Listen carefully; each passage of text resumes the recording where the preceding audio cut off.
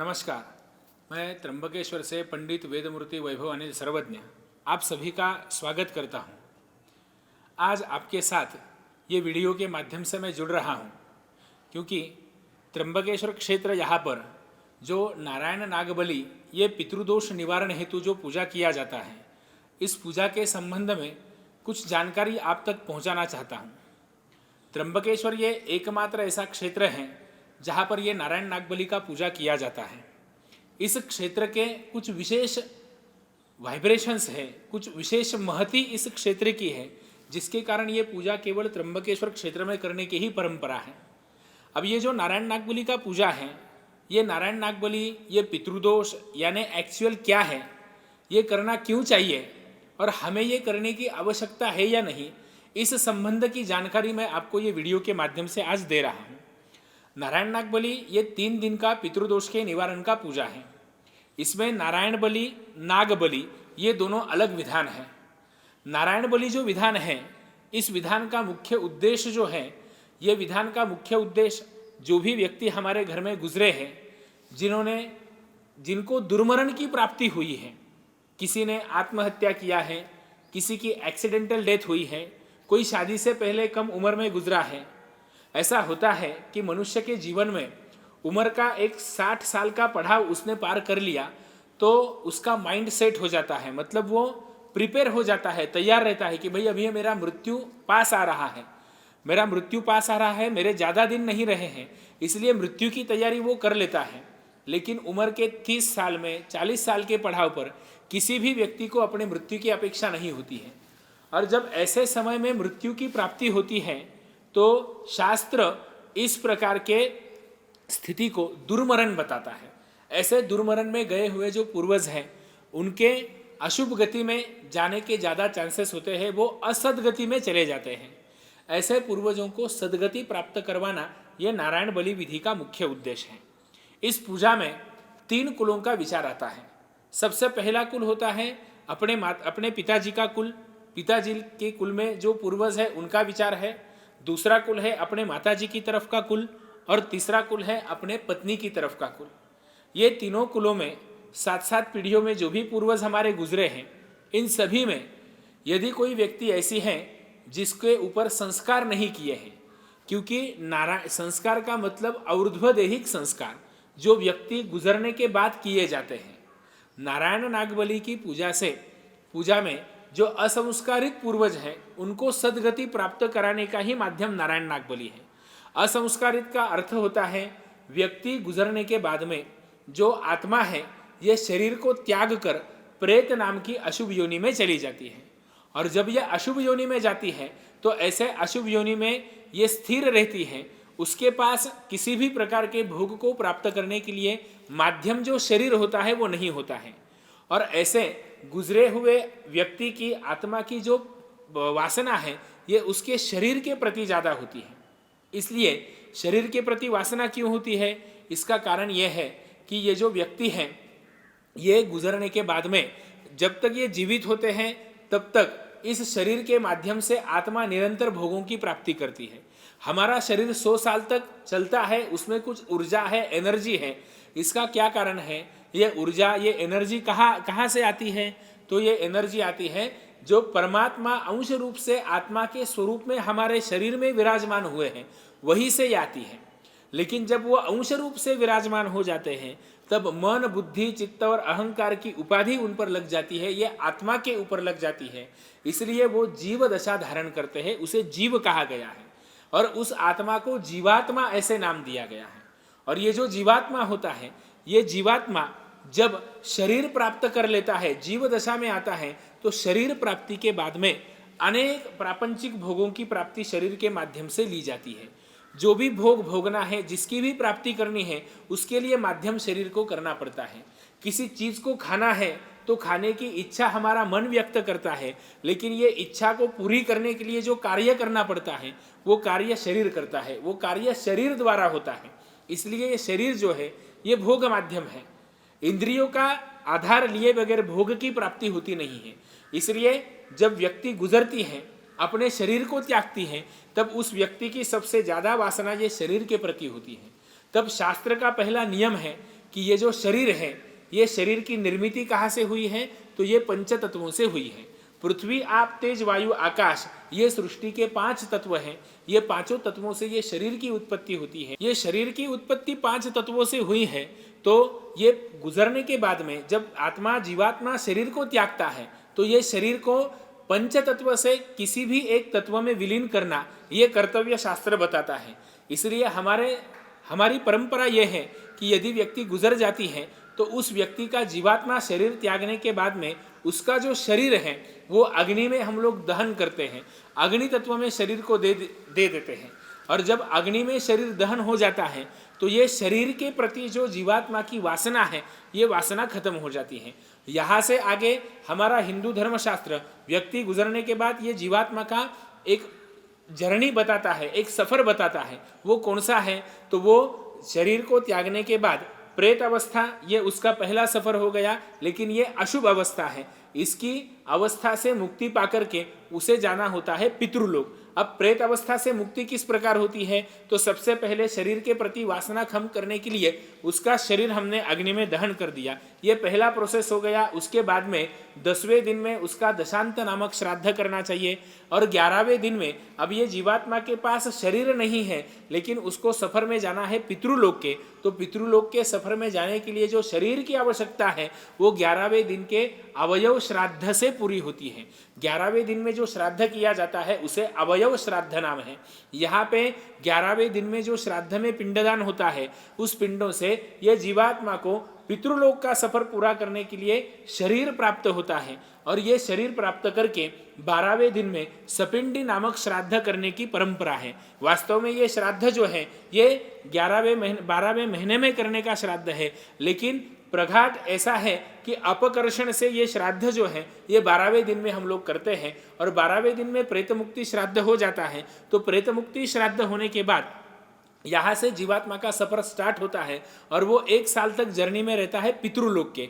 तो 1 साल तक ये पूरा सफर करता है। तो सफर में हर एक महीने में उसका एक मासिक श्राद्ध बताया है, क्योंकि जो सफर वो तय करता है और जो सफर के लिए निकल पड़ता है उस सफर में उसका विश्राम काल बताया गया है। जिस तिथि पर वो गुजरता है हर महीने के उस तिथि पर उसके लिए श्राद्ध धर्मशास्त्र बताता है। ये श्राद्ध का उद्देश्य क्या है, इसे मासिक श्राद्ध कहा जाता है। तो मासिक श्राद्ध का इतना ही उद्देश्य है, इस सफर में जब वो विश्राम लेता है, विश्रांति करने के लिए रुक जाता है, तब अन्न और जल हमारी तरफ से उसके पास जाना चाहिए, पहुंचना चाहिए। इसलिए ये मासिक श्राद्ध बताए हैं। ये मासिक श्राद्ध की पूर्ति करने के बाद 1 साल के बाद में उसका प्रथम पुण्य स्मरण किया जाता है, उसे प्रथम संवत्सरिक श्राद्ध कहा जाता है।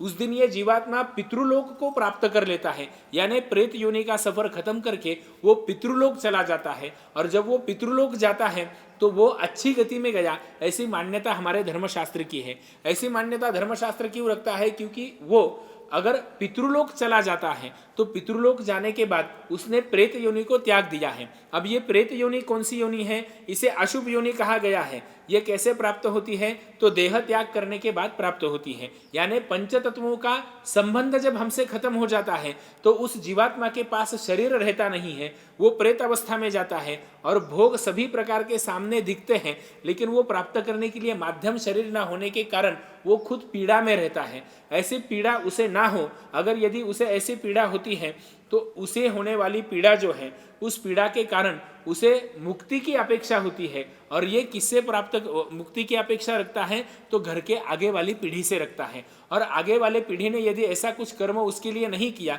तो उनके जीवन में प्रापंचिक समस्या का निर्माण करके, संतति सुख में हानि पहुंचा करके, उसके बाद में प्रापंचिक समस्या की निर्मिति करके ये जो जीवात्मा है, ये जीवात्मा क्या दर्शाता है, उसकी मुक्ति की संवेदना हमें दर्शाता है। उस समय में इसको मुक्ति देना हमारा परम आद्य कर्तव्य है। इसलिए धर्मशास्त्र ने व्यक्ति गुजरने के बाद में ये सारा सफर बताया है। 12वें दिन के श्राद्ध से लेकर 1 साल तक के श्राद्ध जब हम लोग पूरे करते हैं, अग्निदाह से लेकर 1 साल तक के श्राद्ध पूरे करने के बाद ये व्यक्ति जो है ये पितृलोक में स्थिर हो जाती है और वो फिर अच्छे गति में गई, ऐसी हम लोग मान्यता रखते हैं। और जब वो अच्छी गति में जाती है तो वो पितर बनती है। अब वहां से आगे उसे कहाँ जाना है, स्वर्ग में जाना है, नरक में जाना है, जहाँ कहीं पे भी जाना है, उससे हमारा संबंध है नहीं।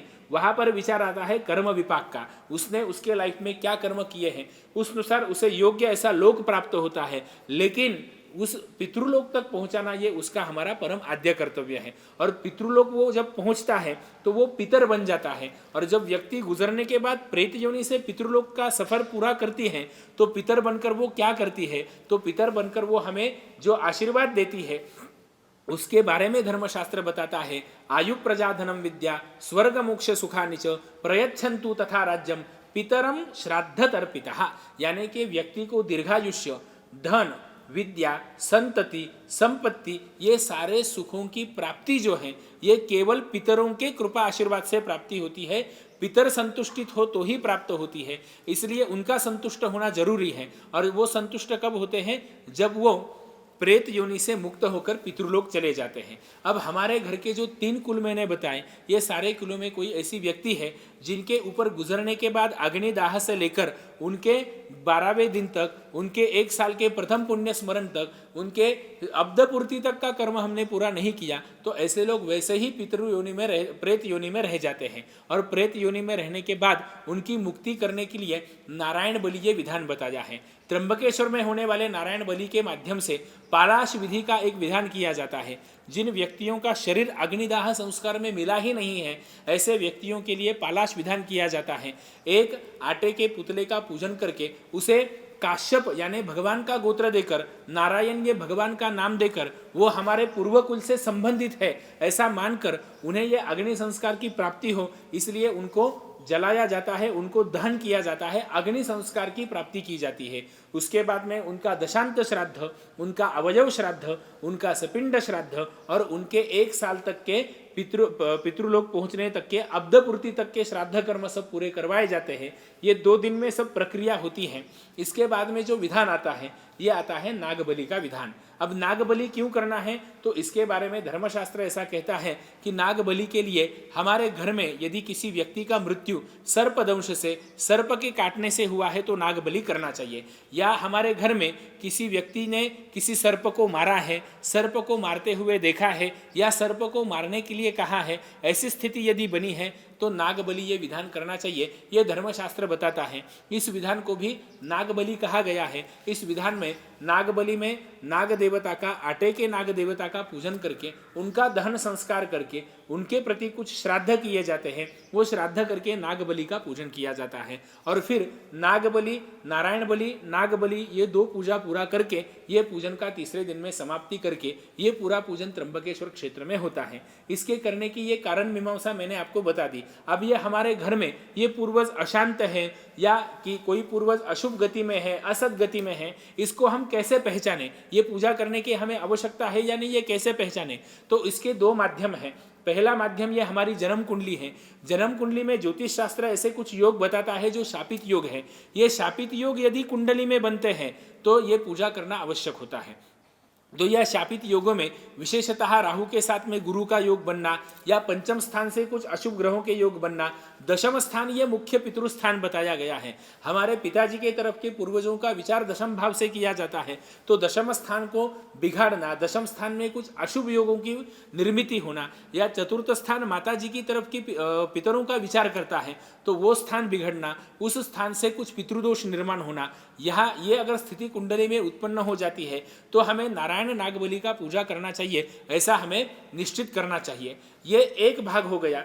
दूसरा भाग हमारे दैनंदिन जीवन में हम लोग जो प्रापंचिक जीवन व्यतीत करते हैं, इसमें जो समस्या निर्माण होती है, हमारे घर में विवाह बन नहीं रहे हैं, लड़का अच्छा है, अच्छी नौकरी पे है, अच्छे पोजीशन पे है, लेकिन उसे देखने के लिए लड़की वाले आते हैं, वापस कुछ उनका मैसेज ही आता नहीं है, हमारे घर में शादी ही नहीं बन रही है, लड़कियों की शादी नहीं हो रही है, शादी में रुकावटें आ रही है, तो ये पितृदोष का लक्षण मानना चाहिए। हमारे घर में मानसिक अशांतता है, कोई व्यक्ति हमारे घर में चित्त स्थिर स्थिर रखकर नहीं रह पा रहा है, सुख की शांति की प्राप्ति नहीं कर पा रहा है, हर दिन घर में कुछ ना कुछ झगड़ा होता है, एक निगेटिव ऐसा वातावरण हमारे घर में निर्माण हो जाता है, तो ये भी एक पितृदोष का लक्षण बताया गया है। इसे भी हम लोग जज कर सकते हैं कि भाई हमारे घर में पितृदोष है तो हमने नारायण नागबली का पूजा करना चाहिए, ऐसे निश्चित करना चाहिए।